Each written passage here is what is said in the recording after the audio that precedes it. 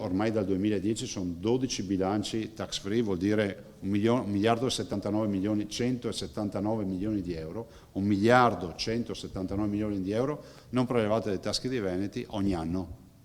Lo fate per 12 e viene fuori 14 miliardi di euro più o meno. So che nessuno di noi se n'è accorto, ma è così.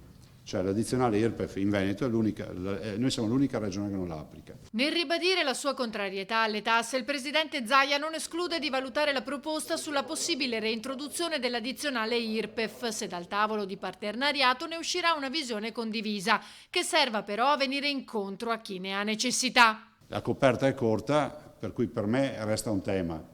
Noi il bilancio lo abbiamo già chiuso, nel senso che per noi il documento di bilancio è presentato e andiamo avanti.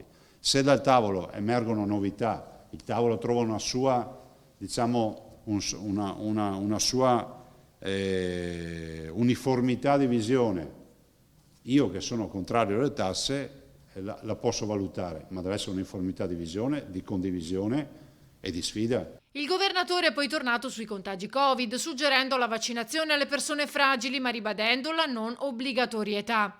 A margine del punto stampa a Palazzo Balbi, in cui ha annunciato i mondiali junior e under 23 di canoa a velocità di Auronzo di Cadore, i primi a essere organizzati su un lago alpino e non su un bacino artificiale.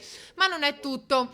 Oggi la Giunta ha deliberato un accordo strategico con le province autonome di Trento e Bolzano che riguarda i passi dolomitici. Un monitoraggio del traffico sui passi, di una sua regimentazione, di parcheggi scambiatori, di intermodalità programmata con il TPL, ma non solo su asfalto, ma anche rispetto agli impianti di risalita, utilizzando tutto quello che il mondo digitale ci mette a disposizione. Sostanzialmente un grande fratello. Un progetto supportato dal Ministero per l'Innovazione Tecnologica che prevede un impegno di circa 30 milioni di euro.